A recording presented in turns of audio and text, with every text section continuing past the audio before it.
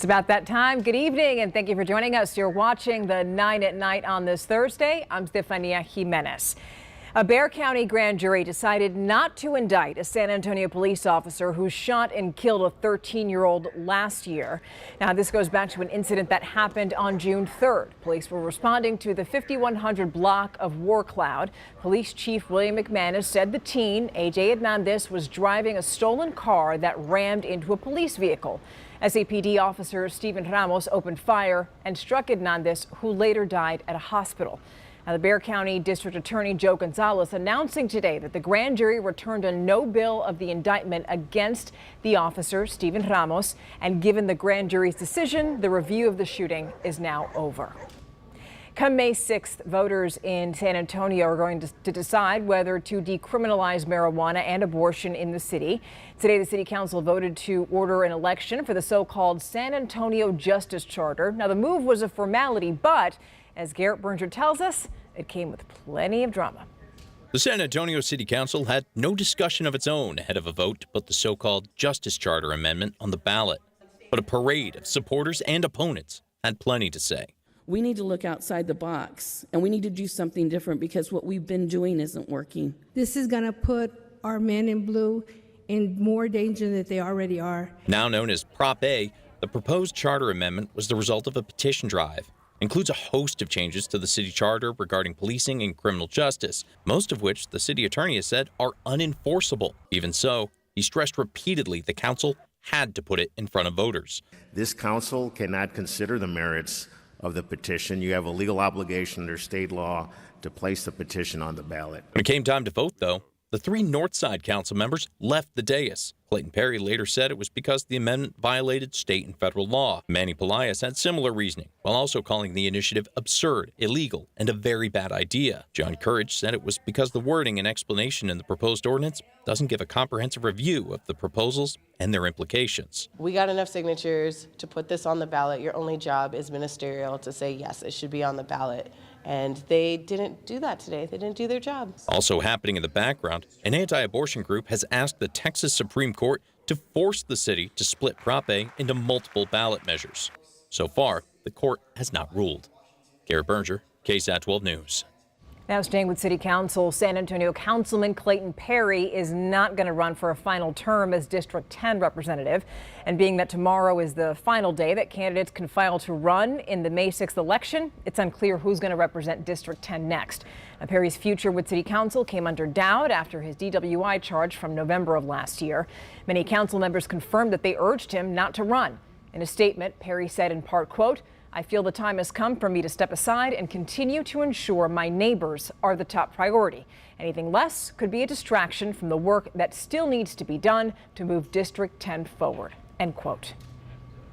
Ending COVID restrictions, cutting property taxes, and securing the border. Governor Greg Abbott naming those issues among his top priorities during tonight's State of the State address.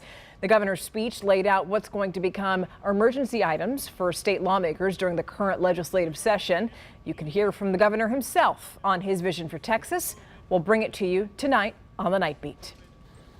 The Bexar County Medical Examiner's Office has identified the man who died from gunshot wounds overnight. He's 29-year-old Refugio Alvarez. He died after being shot in the chest and hand at an apartment complex on Bandera near Camino Villa. Alvarez was taken to a nearby hospital for treatment, but later died. His death was ruled a homicide, and now police are looking for his killer. They're also looking for the person who shot a 33-year-old woman multiple times behind a motel. Officers were called around 1 in the morning to the La Quinta Inn on West Military Drive near Highway 90. Authorities say the victim was walking her dog when someone in a sports car pulled up next to her and opened fire. The woman was shot in both her legs and backside and taken to the hospital. Investigators say the woman knew her attackers and also gave SAPD an address, but so far police have not arrested anybody in this case. Mental health teams are now on their way to El Paso almost 24 hours after a shooting inside of a shopping mall. One person was killed, 3 others hurt in the very same community where 23 people were killed in a mass shooting a little over 3 years ago. Here's Jonathan Cotto. Today, a team from the Ecumenical Center in San Antonio heading to the scene of the shooting that's left one person dead and 3 others wounded. So our first dispatch team is going to be a team of 4, and they're very experienced. They will be providing immediate and ongoing trauma-informed mental health care. So providing counseling resources, crisis counseling, to those in various parts of the community, but particularly on site where the shooting occurred last night. Wednesday's gunfire in El Paso adding to the dozens of people already killed this year in mass shootings across the country. We previously had responded to El Paso back in 2019. Just as the Ecumenical Center was summoned and went into service in Sutherland Springs in 2017, and then again most recently in Uvalde, Texas. She says meeting the needs of the El Paso community is important, but even more critical is assisting those directly affected. It's heartbreaking to hear that there's more families, that there's another community that's going to experience this injury, if you will, this victimization. Mental health counselors at the Ecumenical Center understand that recent events in El Paso may be triggering to many and remind our community that they are here to assist. For more information on their services, you can head on over to our website, KSAT.com. Reporting Jonathan Cotto, KSAT 12 News. You know, it's weird. Just yesterday, it felt like spring, but you're going to want to grab your jacket if you have to do something by the end of the work week. Let's check in now with meteorologist Mia Montgomery. Following last night's cold front, it has been a much windier and cooler day across south central Texas, and through the overnight hours, temperatures will just continue to tumble. We're waking up to a light freeze in spots, upper 20s, low 30s. You will want to bundle up stepping out the door for the Friday morning drive, and will likely feel even colder in spots thanks to some additional lingering wind gusts upwards of 20 to 25 miles per hour. Probably a good idea to keep the long sleeve nearby into the afternoon as well. We will find more sunshine, but overall, afternoon highs are cooler than average tomorrow and into Saturday, but notice a warming trend quickly takes over into Sunday. 70s and then eventually 80s in store into early next week, with only a small chance for rain overnight Tuesday.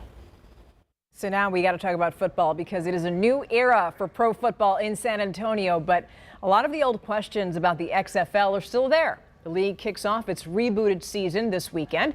The marquee matchup is the San Antonio Brahmas hosting the St. Louis Battlehawks. There's already been a groundswell of support on social media, including an all-female fan group called the Brahma Mamas, and they're hoping to engage you, the community. Now, despite San Antonio's history with failed pro football franchises, the Brahma Mamas are optimistic because of the league's star power this time. We have The Rock, we have Danny Garcia, we also have Disney, and we have really great players. We don't want to leave out Hines Ward. He is our key to the momentum and where we're going to go.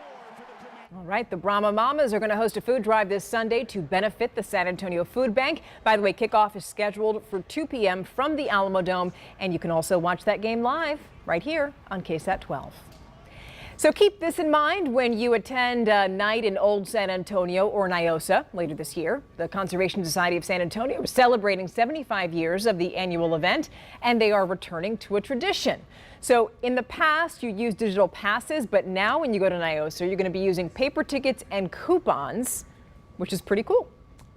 We didn't have good connectivity, and it was complicated when you have 25,000 people on the grounds and everyone trying to use their devices at the same time. So we're going to return to old school, and it works for us, and hopefully it will work for the patrons to get their food quicker and their beverages quicker.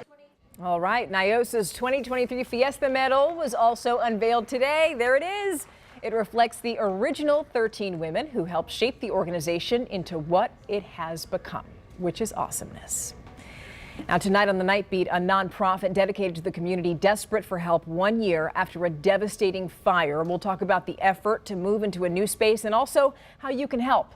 Plus, a Southside bakery had some unwanted visitors crawling on their baked goods inside the display cases. We're going to show you other disturbing violations that health inspectors found, and also what the businesses are doing to correct the problems when we go behind the kitchen door. Right now, we're out of time. The Night at Night returns tomorrow. Have a lovely night, and don't forget to bundle up tomorrow. We'll see you.